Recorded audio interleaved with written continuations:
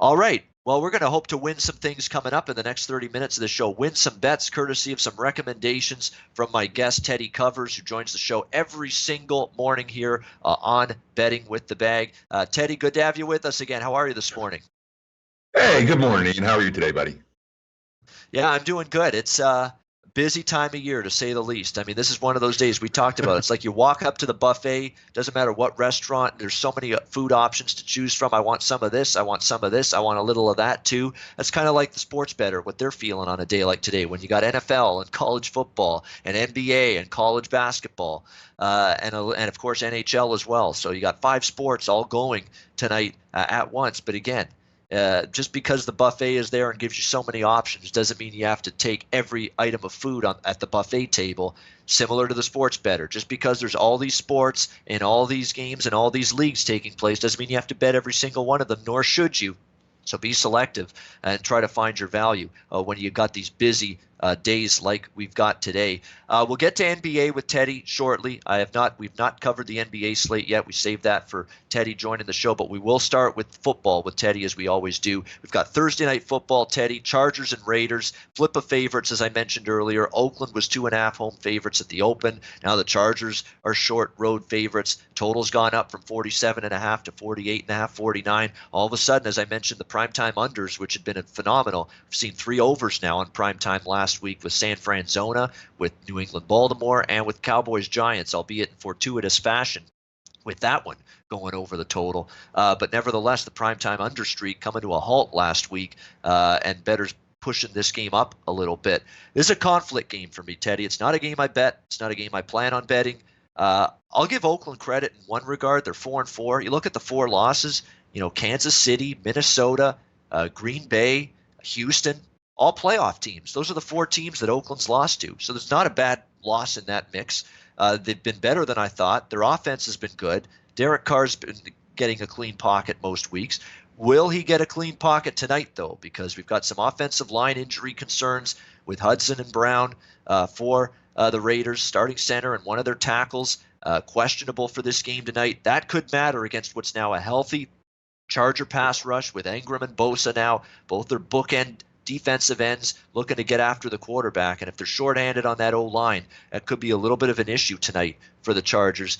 My point is, the Chargers were great last week against the Packers. They're finally healthier. Defense is healthier. They're going to have Derwin James back pretty soon as well. Hunter Henry, the tight end, is back. Saw what a difference he's made for Phillip Rivers. Healthier team. Big win against Green Bay. Part of me kind of thinks Green Bay was just totally not mentally locked in that game. And were a little bit flat, reading their press clippings, as Aaron Rodgers said after the game, saying we ate a piece of humble pie. I think we were starting to think we were a little too good, and we came in overconfident. So was LA's win more them, or Green Bay just not playing well and throwing a clunker out there on the field on Sunday? Good cases to be made for both of these teams, Teddy. So when I have that kind of situation, I'm passing the game, which is exactly what I'm doing. How about you with Thursday night football, Teddy, Raiders and Chargers? Well, let's start with the buffet analogy, all right? Because there's 2 things to talk about on a day like today. Ian, you and I are jaded, okay? We're not the average sports bettor because we've been doing this full time, for decades. When it comes to like Monday Night Football, I'm like, okay, another game. When it comes to March Madness, I'm like, all right, I've seen one before. Something about this time of year where you have every sport in front of you gets me juiced, man. I absolutely get excited in November because you do have all of these options in the buffet. And I'm not going to call myself a buffet expert, okay?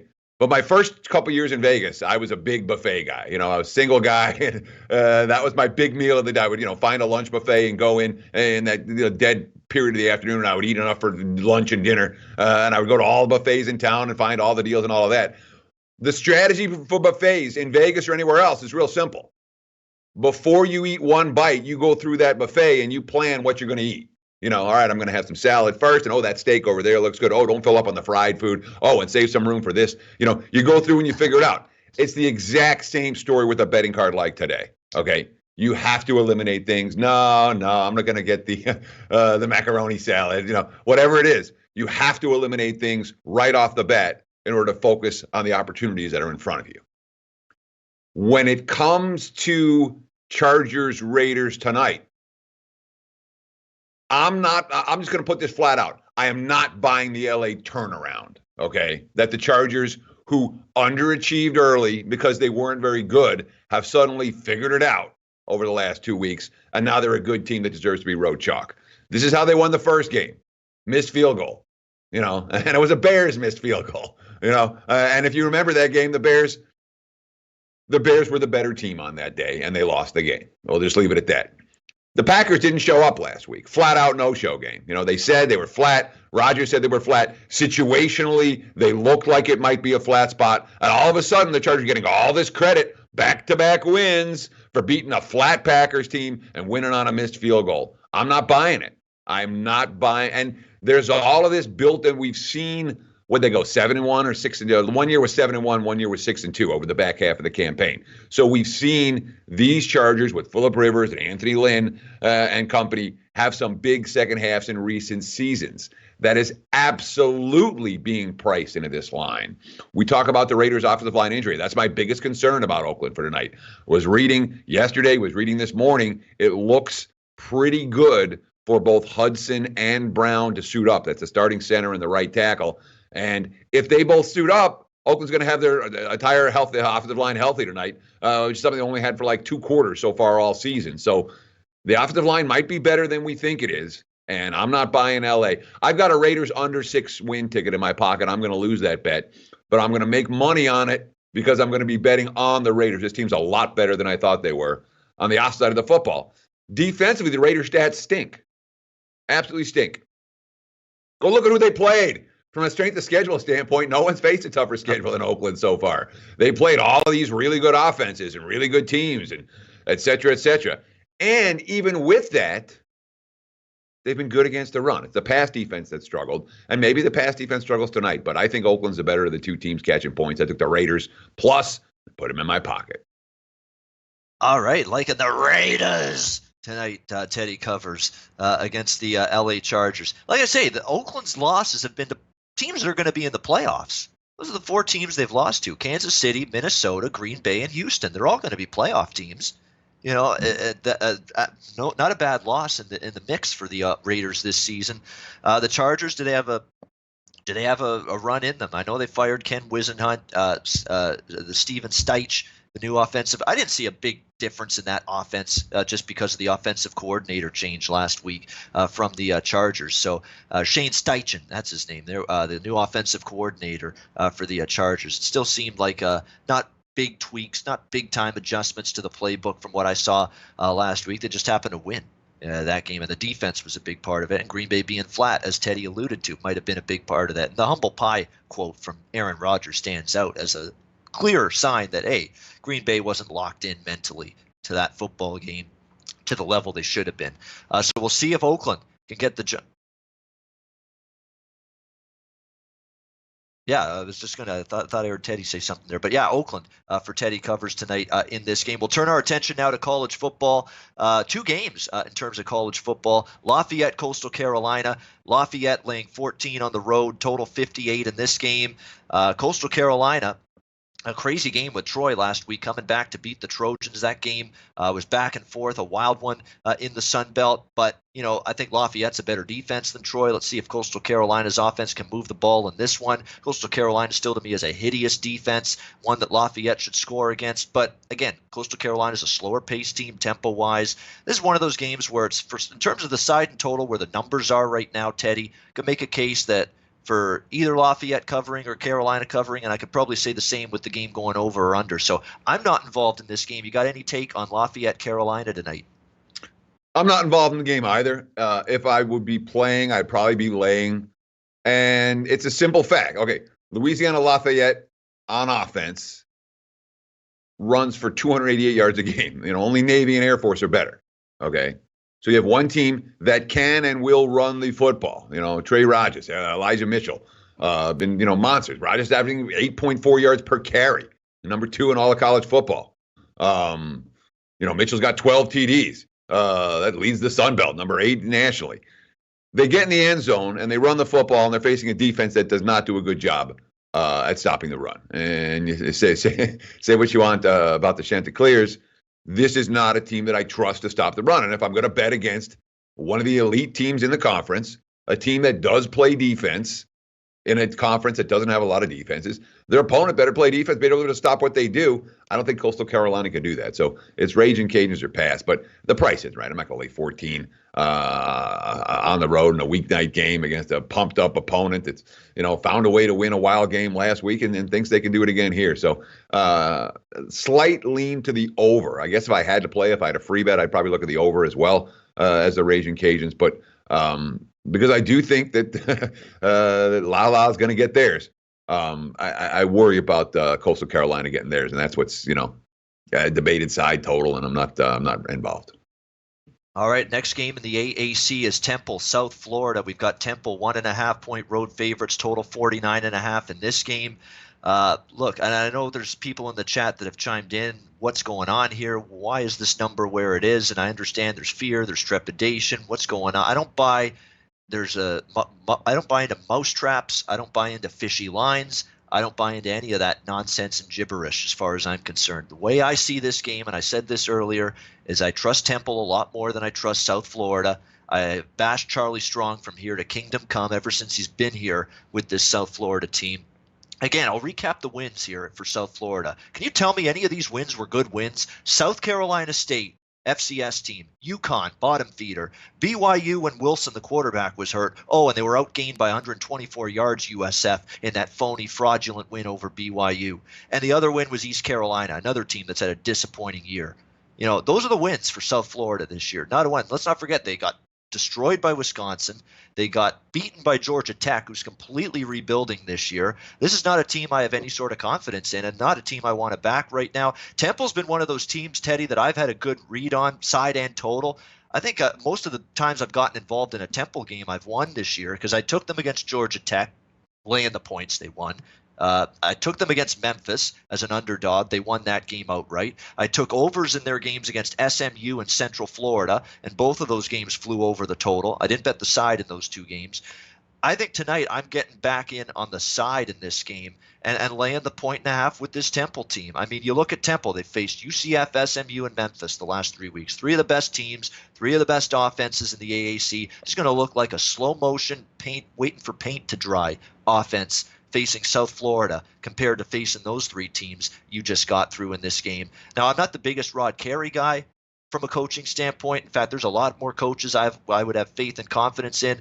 But you give him over Charlie Strong, who I think even less of, yeah, I got no problem backing Temple here. I still don't trust the South Florida defense. I know Temple's defense has been shredded the last 3 weeks, but all against incredible offensive teams here in this AAC.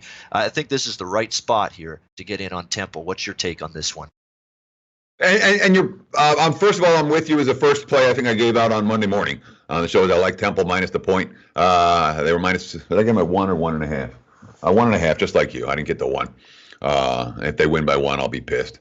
But they're not really available. But in that, I probably should have taken them on the money line, which is a smarter thing to do rather than lay 1.5. But I didn't. I laid 1.5 with Temple on money and talked about it. And a lot of the thought process was, look, they just played the three best teams in the conference, all of whom have explosive offenses, and then they got a week off.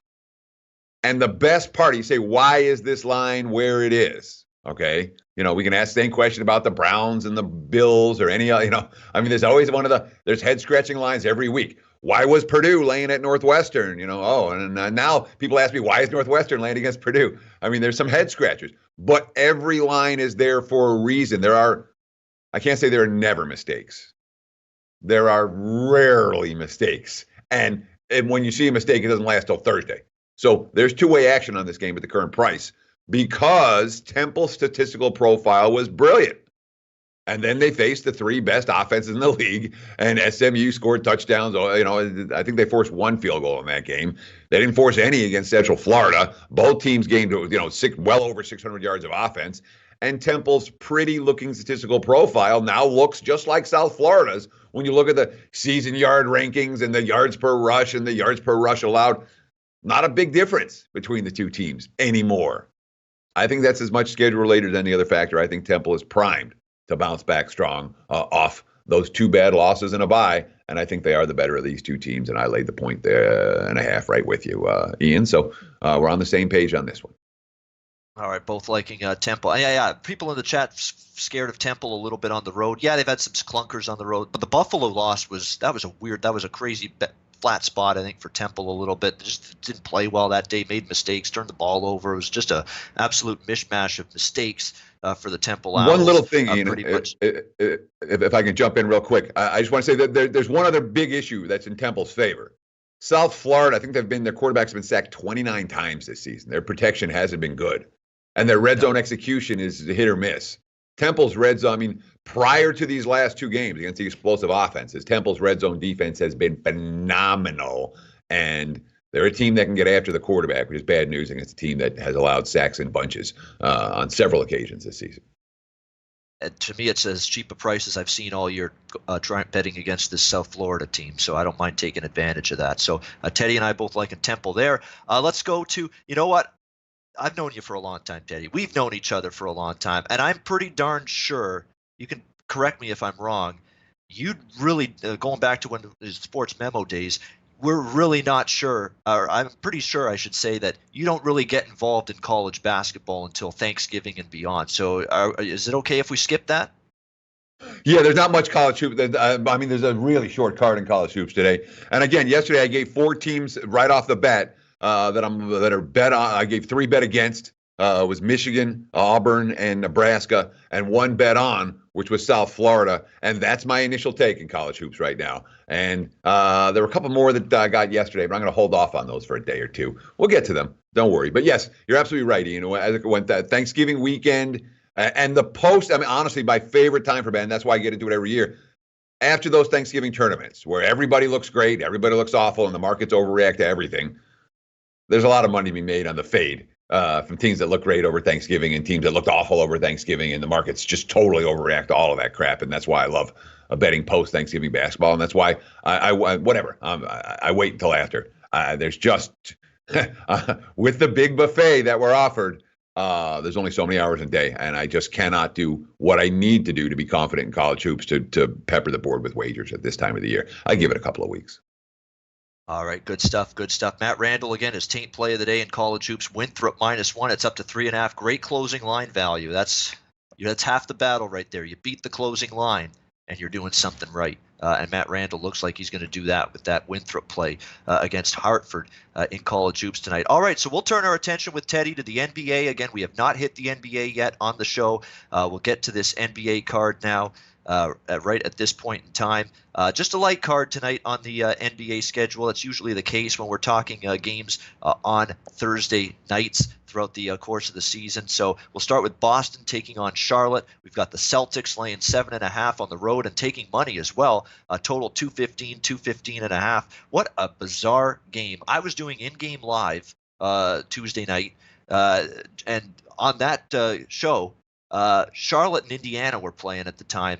And I think I saw it was 24-4 for Charlotte in the fourth quarter at one point in that game. It was absolutely crazy. The Pacers had a huge lead. They blew it. And the game ended up going to overtime. Crazy basketball game. Now Charlotte having a rebound from that, play this Celtics team. It looks like they're starting to get some consistent play together themselves. Boston laying 7.5, 215 the total. Teddy, what's your take on this one? I'm not even close to getting involved in this. I bet against Charlotte the other night and was feeling good about the game. And we, in fact, I think Jimmy and I were on the opposite sides of that ball game. And I watched that fourth quarter pretty close.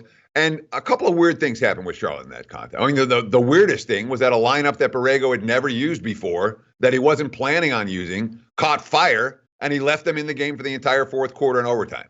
And Graham sets a career high. Biombo sparks the crowd and sparks the team. I mean, Biombo sparked that rally and plays on both ends of the floor. And it's a Charlotte team that in many ways has overachieved early on. All that said, the Pacers took the punch and punched back, and they punched back. They got good shots. They were able to get good looks. Brogdon was able to break down the defense a couple of times. They were wide open threes that Indiana had to allow that game to go into overtime and be as tight as it was. And of course, the free throw disparity, 42-7 in favor of Charlotte. I'm not going to say that the game was officiated oddly, but one team was getting calls and one team wasn't, and that doesn't happen night in, night out necessarily. I don't know that Charlotte can do that again, okay? And I worry about their defensive acumen right now, most assuredly, but they've overachieved, and they've shown some prowess on this court. Boston is still, I thought the Celtics would be a little bit better coming into the season than they are, and especially on the defensive end of the court. They've been a little bit spotty early on, and that makes me reluctant to lay this type of a price with Boston and it getting steamed up. I know they're the better team. I don't think Charlotte can do what they did again, but the price isn't right. The slightest of leans to the over, but again, I don't know that Charlotte's going to be able to do what they did offensively the other night. It was one of those things where they caught fire and they caught lightning in a bottle, and I don't think the team is built to do that on a night in, night out basis. So slight lean over, no lean side. All right, next game, Oklahoma City, San Antonio. We've got San Antonio laying 4.5 at home, 211 the total. Spurs, I remember, started the season undefeated. Well, they've come back down to earth a little bit since then, now hosting the Thunder. Teddy, what's your thoughts on OKC and San Antonio? The Spurs have 1 point. Yeah, they're 4-3. Yeah, they're 4-3, but they only have 1 point spread cover. They've been overvalued from day one. Back-to-back losses for San Antonio. And the quotes from the local papers this morning were all about DeRozan talking, we got to play defense. Aldridge talking, our defense isn't there. The offense will come and go, but the defense has to be our, what we will hang our hat on, et cetera, et cetera. OKC's not built. That offense isn't ready for good defenses. Their defense is great. They're number 3 in the NBA. They did a number on Orlando the other night. Shut down the Magic in that ballgame. Very impressive. We've seen a big move on this under. I put some under 214 in my pocket last night. It's 211 right now. I still lean under. I didn't give it to the clients. We lost the best of the number. But that's one that I put in my pocket personally. And I wouldn't argue with anyone betting this game under. We have both teams talking defense. We have an OKC offense that isn't built to move the basket. They're not going to do well against good defensive teams this year. Or certainly not right now. Thunder are a work in progress in that regard. And San Antonio is not a good offensive team right now either. So put all those factors together. I like the under. I bet the under, but of course the number is gone if you're betting it now. You're taking that risk that those 3.5 points between last night and this morning end up mattering. All right, Miami and Phoenix. The Phoenix Suns, what a story they've been to start the season. Phoenix 1 point home favorites, total 218. Miami, we usually like Miami as road dogs. Well, they got run over as road dogs the other night by the Denver Nuggets. Now they'll look to bounce back against Phoenix. This Phoenix team just really, really impressive. I don't know if this can go on indefinitely, but you can't help but be extremely impressed with what you've seen from the Phoenix Suns. What do you think of this game, Teddy? And Phoenix overall, one of the incredible stories early in the first month of this season. I'm mad at myself because I haven't made money off the Suns, and I saw it on opening night, and then I didn't play them the next game against the Jazz, and then Ayton got hurt, and I got scared off, and then I found ways to talk myself out of Suns bets on multiple occasions. I'm not surprised. No, I'm not surprised by Phoenix. This is an organization when you and there may well be value, just as much value moving forward with them, but this point spread is telling me maybe not. Phoenix is as hot as any team in the NBA betting markets right now, and that tells me, maybe you let them cool off a little bit before you try to get involved, especially because you missed this incredible run to open up the season.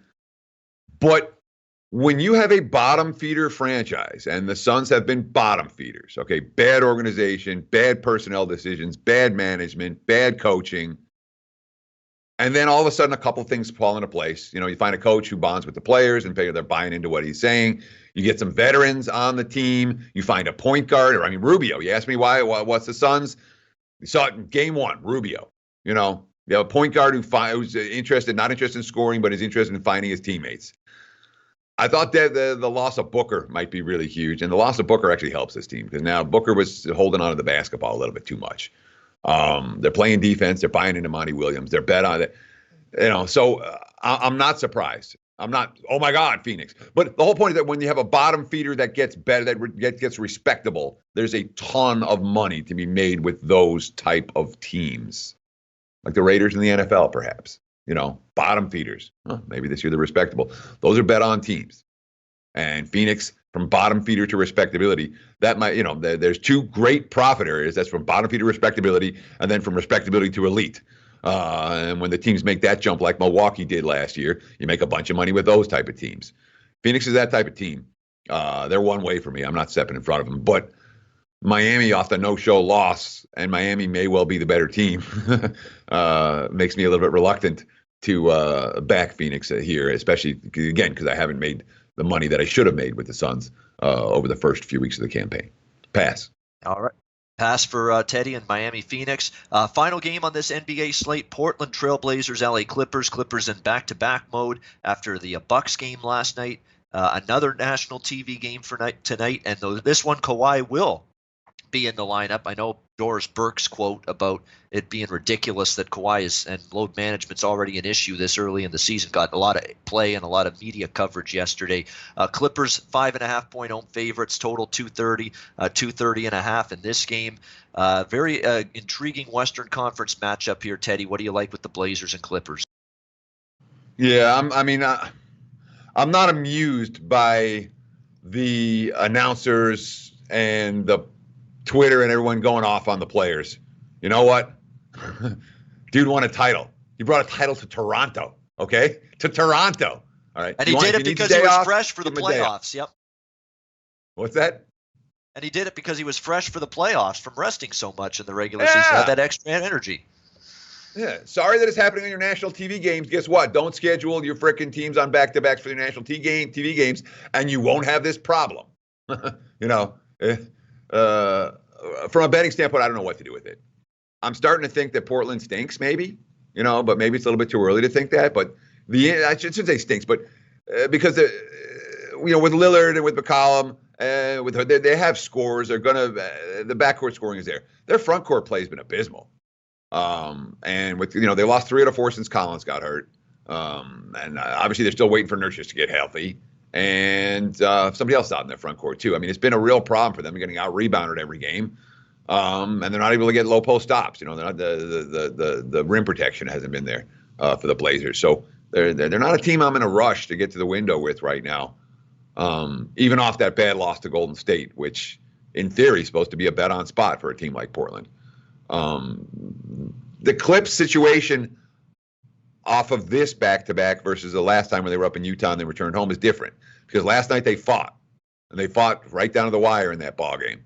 And ended up, it was a 2-point game in the final minute before we saw the Bucks hit some free throws. Although not that final free throw to have them win by 6, so it ends up landing right in the middle. But the fact that they gave, the loss in Utah, then they came home the next day, and I forget who they blew out, but they blew someone out the next game and won and covered with relative ease. They hadn't pushed themselves to the limit in Utah the previous night. The bench was in play the whole time in the fourth quarter, and that was not the case last night for the Clips. So I think they may not have the same energy on the second of back-to-backs they had last time because they pushed it last night.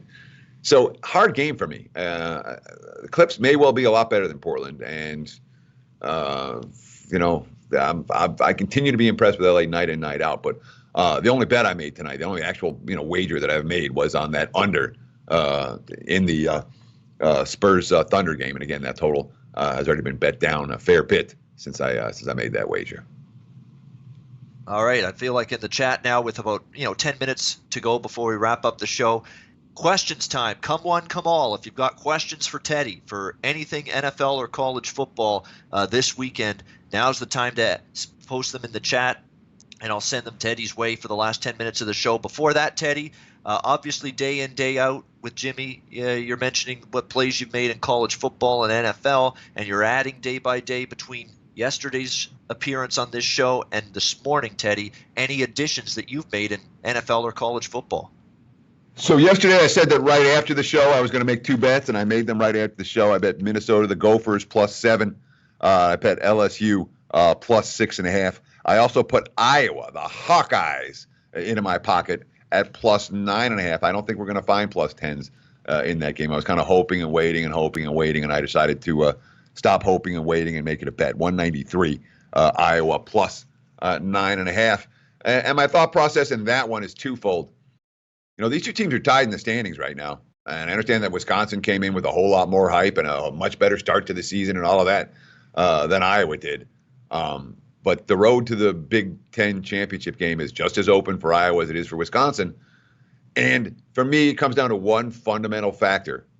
Iowa's defensive line, can they stop Jonathan Taylor? Because if they can stop Jonathan Taylor, Jack Cohn's not going to pass the Badgers to a double-digit victory over the Hawkeyes. I don't see it. I think Iowa's defense is capable of doing that.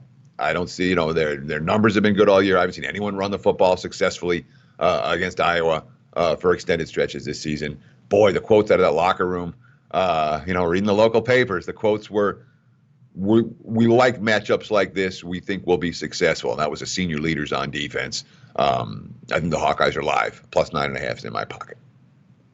All right, Iowa Hawkeyes against the Wisconsin Badgers plus the points. All right, we got some questions starting to roll in the chat right now. Let me just double check on what we got. Thoughts on the Cowboys under. Now, there's Oklahoma State Cowboys. There's Dallas Cowboys. That's the Oklahoma State Cowboys is what I'm going to assume. Teddy, Oklahoma State under. Any thoughts there? Well, I was going to assume the Dallas Cowboys. Oh, that's okay. At this time of year, especially when you're like in college and whatever it is, you got to put team names and sport. City names there. You got to, yeah. yeah. Well, we happen all the time. Someone texted me. It was with the whole thing with Kawhi's injury. I got info the night before. And he's like, take LA. Someone sent me. I got the text from my buddy. I'm like, what sport, dude? Take LA, thanks. Doesn't do you any good at this time of year. Look, the Oklahoma State Cowboys are a team I haven't gotten right all year, flat out. Haven't gotten them right. I think of them as an over team in general, but it's not.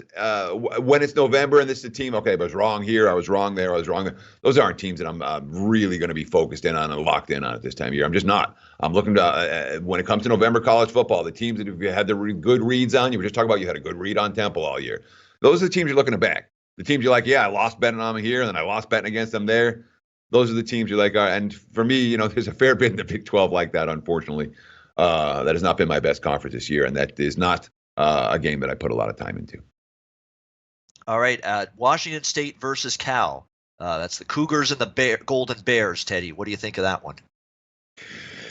So I'm still not convinced that Cal's capable of scoring against anyone. Their quarterback situation hasn't gotten better. Their offensive line situation hasn't gotten better. Their skill position talent, their dearth of skill position talent hasn't changed even a little bit. That's a rough offense right now.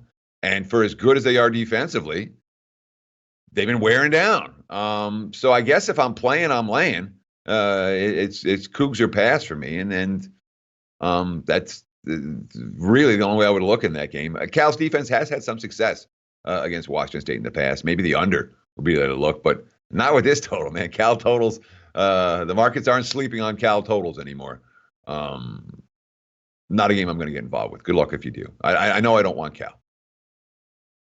Notre Dame -8 against Duke. I'm way more interested in Duke now, based on where the number is at this point in time. I cashed a ticket with Virginia Tech last week, plus 17.5. I didn't expect Notre Dame to bring an A game or anything close. Second loss of the season, officially out of the playoffs, not playing for any division or conference titles because they're an independent. What's there left to shoot for? What's there to get pumped up for? And they just barely escaped by the skin of their teeth straight up, let alone not even coming close to the point spread cover last week against Virginia Tech. Now that this number's 8, I'm interested in Duke. What about you, Teddy? Your thoughts, Notre Dame Duke?